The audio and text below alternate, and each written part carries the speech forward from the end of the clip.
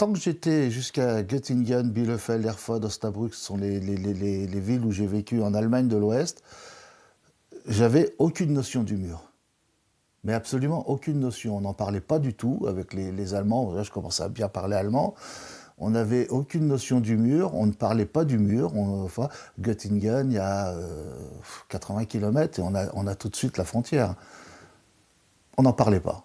Par contre, dès que j'ai été à Göttingen, là j'ai commencé à voir des étudiants et tout ça, on m'a parlé de Berlin-Ouest parce que pour eux, s'ils allaient étudier à Berlin-Ouest, ils n'avaient pas besoin de faire le service militaire. Et donc c'est comme ça où j'ai commencé à avoir une première notion du mur, sans savoir ce que c'était. À l'époque, j'habitais Bielefeld, j'avais une amie qui était infirmière, qui est partie travailler à Berlin-Ouest et que je suis parti retrouver. Et ben là, je suis parti tout seul en train pour la retrouver là-bas. On le sent quand on passe la frontière. Alors là, même avec le train, tout de suite, on a les contrôles des gardes frontières de l'Est qui passent dans le train, qui regardent absolument partout, qui fouillent partout. Il y a les chiens, il y a les gens en armes, etc. Là, on se dit, il se passe quelque chose, quoi. Et ensuite, on a ce passage en Allemagne de l'Est. Et ensuite, on arrive à la frontière de Berlin-Ouest, qui est vraiment un îlot au milieu de l'Allemagne de l'Est. Et là, de nouveau, des contrôles de l'Allemagne de l'Est, et puis ensuite, on rentre à Berlin-Ouest. Et une fois qu'on est à Berlin-Ouest, eh ben oui, on est un petit peu dans une très grande prison, hein, agréable, dans une très grande prison, parce que où que l'on aille, sur n'importe quel point cardinal, on se retrouve obligatoirement contre le mur. Et là, c'est vraiment le mur, hein, le grand mur, tel que on l'a vu à la télévision, tel qu'on en a beaucoup parlé ces derniers jours. Vous avez essayé d'aider des personnes pour passer d'un côté. Comment ça se passait et pourquoi vous avez décidé d'aider? Alors moi, je suis arrivé à Berlin-Ouest en 74, si mes souvenirs sont bons. 74, 75, 76. J'ai commencé en 76 à aller à Berlin-Est, chose que je ne faisais pas avant. On avait le droit, nous, berlinois de l'Ouest, ou français, anglais, américains, avec le partage en différentes zones après la guerre. Donc on avait le droit d'aller à Berlin-Est. Donc on allait à Berlin-Est, mais c'était surtout pour acheter des cigarettes qu'on payait beaucoup moins cher. Et pour acheter quelques petits trucs comme ça. Et puis, il a été une première fois, c'est impressionnant parce que c'est pas du tout comme chez nous. Il y avait une chose qui me manquait quand je suis arrivé à Berlin-Est la première fois. Je ne savais pas ce que c'était, mais il y avait quelque chose qui me manquait. C'est quand je suis revenu que je me suis rendu compte que c'était la publicité. Et pourtant, je trouve ça horrible quand on arrive dans nos villes, etc. Mais ce qui manquait à Berlin, c'était ça. Il n'y avait pas de lumière, il n'y avait pas de publicité, il n'y avait pas de couleur. Hein. Alors on était obligé de passer à Friedrichstraße, hein, c'était le point de passage. On arrivait avec le S-Bahn. Alors il y a le S-Bahn, c'est le métro aérien, si on peut dire, et puis le U-Bahn qui est le métro souterrain. On arrive là, fallait changer, à l'époque, je sais plus, fallait changer tant d'argent de l'Ouest contre de l'argent de l'Est, qui n'avait aucun cours à part en Allemagne de l'Est. Et puis après, on pouvait rester la journée. On avait ce qu'on appelait un Tagesschein, c'est un ticket pour une journée, quoi. Il fallait rentrer absolument avant minuit, il fallait pas louper le dernier S-Bahn parce que là, les ennuis étaient assez conséquents. Donc j'y étais, puis j'ai commencé à connaître des gens en Allemagne de l'Est. On commençait à discuter, etc. Et puis, lorsque je revenais à Berlin-Ouest, parce que je revenais tous les soirs à Berlin-Ouest, hein, j'y allais pas non plus tous les jours, j'ai trouvé des gens à Berlin-Ouest qui étaient originaires de l'Est. Alors là, j'ai commencé à m'intéresser, j'ai commencé à discuter avec eux. Et puis, c'est comme ça que ils m'ont dit qu'ils avaient des amis de l'autre côté, qu'il faudrait bien les faire passer. Alors, c'est assez... C'est assez bizarre parce qu'on n'a pas de nom. On a juste des repères comme ça. On me dit, ce serait sur la route de Hambourg, à Wustermark, dans un talus, juste en face de la gare. Il faut arriver à telle heure bien précise. Et puis là, il y aura quelqu'un qui viendra. Et voilà, et c'est comme ça que ça s'est fait pour la première fois. On passait comme ça, on avançait, et puis... 20 km avant la frontière avec l'Allemagne de l'Ouest, direction Hambourg, et ben on s'arrêtait dans un petit bois. J'enlevais la roue de secours de devant, je la mettais derrière, et puis sans la cacher ni rien, mais je la mettais derrière et les personnes montaient devant.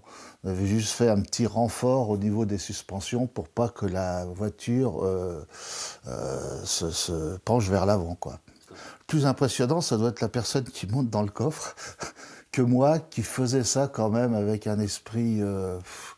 je pas sûr que je me rendais vraiment... Si, je me rendais compte que je prenais des risques, mais bon, moi, c'était pour la liberté, c'était ça. Parce que je comprenais pas qu'on ne puisse pas sortir d'un pays, qu'on puisse pas se balader comme moi je le faisais en tant que Français, ou que d'autres le faisaient en tant qu'Espagnol, Anglais, Américain, enfin je sais pas. Et ça, c'était vraiment... ça me paraissait insupportable. Donc la première fois, ça a marché. Donc j'ai déposé la personne à l'aéroport d'Hambourg. La personne est revenue avec l'avion, parce que c'était quand même mieux comme ça. Hein, enfin, il a été pris en charge par la police, etc. Les Allemands de l'Est qui s'échappaient étaient pris en charge de l'autre côté par les policiers, par les services allemands de l'Ouest qui les accueillaient. Hein. Et du coup, ça, vous le faites souvent Ah non, non, non, je l'ai fait, c'était la première fois ça. Hein. Et puis ensuite, quelques mois après, de nouveau, les amis de Berlin-Ouest, ex-Allemands de l'Est, m'ont parlé d'un copain qui voulait aussi venir, etc. Bon, là, c'était la même chose. Ce monsieur était chauffeur routier. Pareil, je ne sais pas son nom. Je le sais maintenant parce qu'il est dans les comptes rendus du procès, mais sinon, je ne le savais pas. Et pareil, j'avais rendez-vous avec lui sur une aire d'autoroute où on pouvait manger. Alors juste entre parenthèses, il y avait l'aire d'autoroute, il y avait le restaurant, 2 entrées, une entrée pour les gens de l'Est, une entrée pour les gens de l'Ouest. Les gens de l'Ouest, on avait notre petite table, on avait tout ça, on mangeait très très bien, mais les gens de l'Est, ils se mettaient tous bout à bout sur une grande table et ils mangeaient tous le même menu. Donc là, le chauffeur a laissé son camion, pareil, il est monté avec moi dans la voiture comme si on sortait du restaurant ensemble, et puis de la même manière, alors c'était de jour, là, oui. Et ben, dans le même petit bois, il est monté devant, on a refait la même chose et ça a marché une seconde fois. La troisième fois, ça a été beaucoup plus compliqué parce que je me suis pas tellement méfié. Ce sont plutôt, on m'a donné une adresse à Berlin-Est. J'ai été à cette adresse, là je suis tombé sur plusieurs personnes qui m'ont dit qu'il s'agissait d'une dame qui voulait venir, etc. Bon, bah ok. Donc de nouveau, alors j'avais plus ma Volkswagen, donc j'ai loué une voiture, une Polo, je me souviens à l'époque, pour pouvoir faire le passage. Et puis je rencontrais la personne sur de nouveau une aire d'autoroute. Je devais avoir ma veste en cuir et un journal dans la poche. Ça fait très film. Et elle devait juste dire Pierre.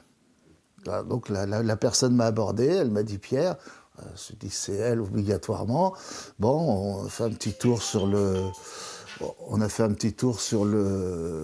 parking. Et puis on est monté dans la voiture comme si on était un couple banal. Mais je pense maintenant que dès ce moment-là, on était déjà suivis, on était déjà repérés.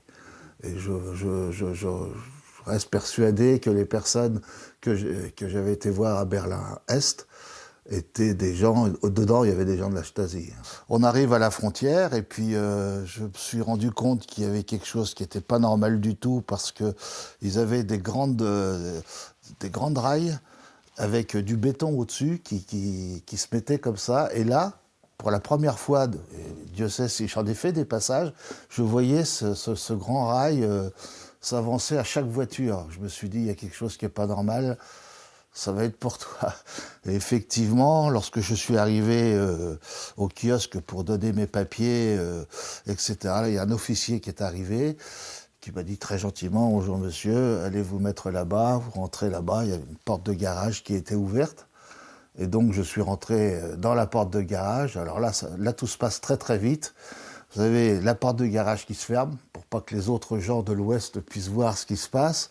La porte de garage se ferme et puis alors là, à ce moment-là, vous êtes sortis de la voiture manu militari, il y avait des gens avec les pistolets mitrailleurs là partout et on est collé contre le mur, on est fouillé. Et puis ensuite, ils ont ouvert le coffre de la voiture, ils ont sorti la personne. Et je me suis rendu compte après, parce qu'on a le temps de réfléchir après, qu'ils avaient appelé la personne par son nom de famille. Comment pouvait-il savoir le nom de famille? C'est là où je reste persuadé que j'avais été dénoncé, quoi.